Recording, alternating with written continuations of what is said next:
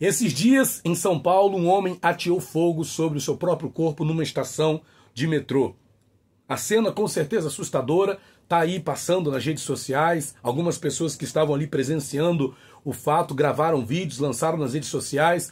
Chama a atenção que aquele homem está ali imóvel, não é? Enquanto algumas pessoas correm de um lado para o outro tentando arrumar ali um extintor de incêndio, alguma coisa para ajudar aquele homem. E algumas pessoas ali até mesmo querendo ajudar começavam a dizer: Jesus te ama, Jesus tem uma obra na sua vida. E a gente sabe que Deus de fato nos ama, né? Como diz lá em João 3,16, Deus amou o mundo de tal maneira que deu seu Filho unigênito para que todo aquele que nele crê não pereça, mas tenha a vida eterna. Porém, diante desse cenário, diante dessa situação, infelizmente esse não é o único caso que a gente ouve falar de pessoas que estão atentando contra a própria vida. Quem dera fosse o último, mas nós precisamos atentar para alguns pontos, a fim de que nós possamos estar devidamente condicionados para ajudar pessoas a sair desse estado mental, a sair desse estado emocional que possa levá-las a querer tirar a própria vida. E o primeiro ponto que eu quero considerar aqui com você é que nós precisamos deixar de ser ignorantes em relação a questões de saúde mental, de saúde emocional, ok? Nós devemos estar atentos às questões de saúde mental e emocional, não só dos outros, como também de nós mesmos. Nós precisamos saber identificar sinais de sofrimento mental, sinais de sofrimento emocional em nós mesmos e nos outros, ok? Precisamos quebrar tabus em relação a assuntos como suicídio, depressão, transtornos mentais, sofrimento emocional. Nós não podemos agir com preconceito, de forma desinformada em relação a essas questões que são tão, vamos dizer assim, presentes nos nossos dias, ok? Temos que desmistificar algumas questões, né? Tornar o sofrimento psíquico compreensível, fazer com que as pessoas compreendam que isso é uma realidade da vida. Todos nós estamos passíveis de passar por problemas emocionais, por problemas mentais, por situações que nós, humanamente falando, deixamos de ter um certo controle. Precisamos mostrar para as pessoas que isso não é um sinal de fraqueza. Estar num estado mental, emocional, né, de sofrimento, isso não é um sinal de fraqueza, um sinal de falta de fé, de preguiça, mas um adoecimento real e que pode ser tratado como qualquer outro tipo de doença. A gente precisa fazer essa consideração.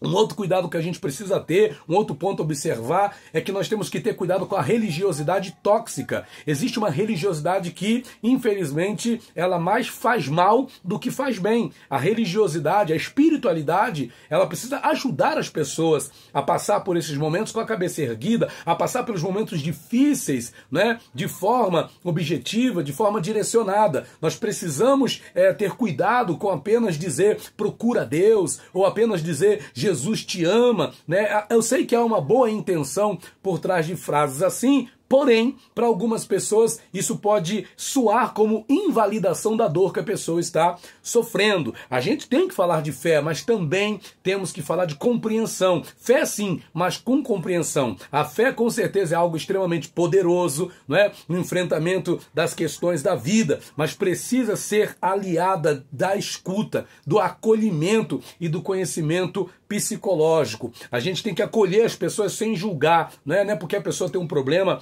um transtorno, alguma questão relacionada à sua questão mental ou emocional, que a gente vai julgar essas pessoas, taxá-las de fracas, taxá-las de geração mimimi ou coisa parecida, né? A ideia de quem pensa, por exemplo, em suicídio é que tem pouca fé, né? Isso só vai fazer com que o sofrimento da pessoa seja agravado, trazendo para ela mais culpa e desesperança. Temos que estar atentos a isso. Outra coisa que a gente precisa considerar e não deixar passar, a gente precisa estar atento a essa questão, é que existem os conflitos psíquicos, eles são reais e todos nós podemos ser vítimas de algum tipo de conflito psíquico ao longo da vida. A gente precisa compreender, por exemplo, as as questões dos gatilhos, né, que são ocasionados por traumas, por dores emocionais, por decepções, inclusive no campo da religiosidade, né? Tem muita gente decepcionada com a igreja, com o pastor, e isso pode ser aí um agravante, né, para o sofrimento psíquico de muitas pessoas. Nós temos as questões relacionadas aos transtornos mentais,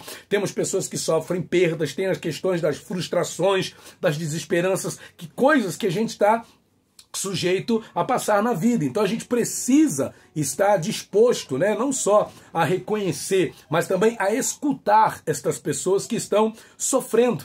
Quem sofre quer ser ouvido, não apenas receber conselhos prontos ou respostas vazias. Nós precisamos entender que não é fraqueza, ok? Ter um problema de questão mental, de questão emocional. É sofrimento, é dor, doença psíquica precisa de acolhimento, precisa de cuidado profissional, seja para você mesmo, seja para outras pessoas que você possa perceber que estão nessa condição. Dentro desse contexto também precisamos desenvolver uma empatia verdadeira, né? Sair daquele discurso automático, deixar as frases prontas, porque elas não salvam vidas, ok? Precisamos ter uma escuta ativa, precisamos acolher, ser empáticos, dar um suporte positivo para essas pessoas, precisamos nos colocar no lugar do outro, imaginar o possível tamanho da dor que está fazendo essa pessoa, por exemplo, atear fogo no próprio corpo, não é? Qual o tamanho da dor dessa pessoa? Qual é a capacidade de percepção que esse homem está tendo em relação aos sofrimentos que ele está tendo na sua vida? Nós precisamos se colocar no lugar das pessoas, precisamos de fato ser empáticos, precisamos buscar ter noção de como trabalhar o sentido da vida, porque alguém que procede dessa forma, como esse homem, ateando fogo no próprio corpo, ele perdeu o sentido da vida e não consegue mais ver sentido na existência. Então nós precisamos ajudar essas pessoas que possam vir a passar por isso, a reconstruir propósitos, né? Mostrar para essas pessoas que apesar da dor que elas estão sentindo, é possível reconstruir novos sentidos, ressignificar a vida, ressignificar a existência, apesar das possíveis perdas que essa pessoa possa ter experimentado. Precisamos ajudar esta pessoa a cuidar da sua saúde de forma integral, seja a questão psicológica, emocional, física, social ou espiritual. Precisamos endereçar estas pessoas a ter esses cuidados, né? Precisamos apoiar no desenvolvimento pessoal dessa pessoa, ajudar pessoas a se reencontrar consigo mesmas, a se reconstruir depois de perda, depois de situações difíceis passadas na vida, né? Quando a gente fala especificamente sobre suicídio, tem gente que diz assim, né? Quem quer se matar não avisa, né? Isso é falso. Muitos dão sinais.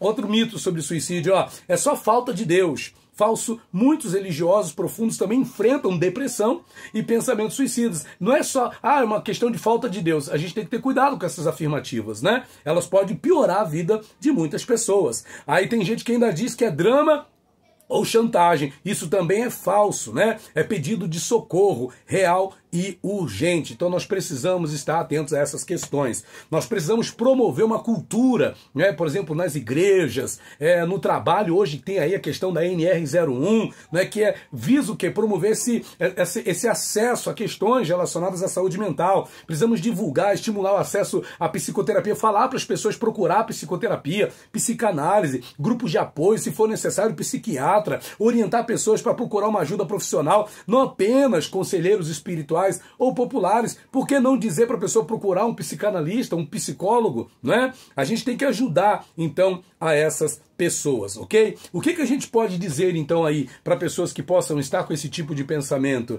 né?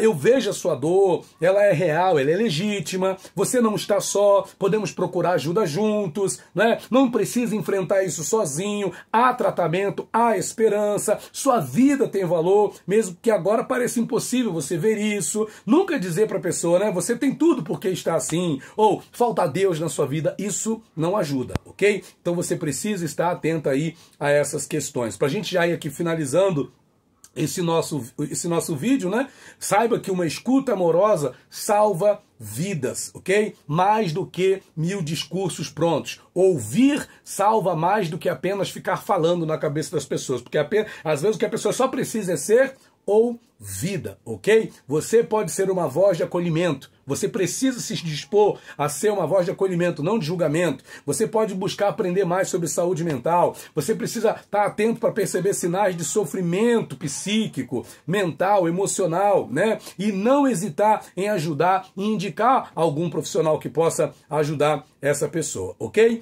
Então, Deus, ele ama todos nós. Deus tem um plano na vida de todos nós, ok? Mas nós temos que fazer também a nossa parte, ajudando as pessoas a reconhecerem que há profissionais, há conhecimento, há ciência, há terapias que nos permitem cuidar um dos outros, ok? Para que nós não tenhamos mais que ver cenas assustadoras como essa, onde alguém ateia fogo no seu próprio corpo. Deus abençoe a sua vida e muito obrigado por ter ficado até aqui conosco nesse vídeo. Não esquece de curtir esse vídeo, compartilhar com alguém que você sabe que precisa ouvir essa palavra, ok? Deus te abençoe. Tchau, tchau. Até o próximo vídeo, se Deus quiser.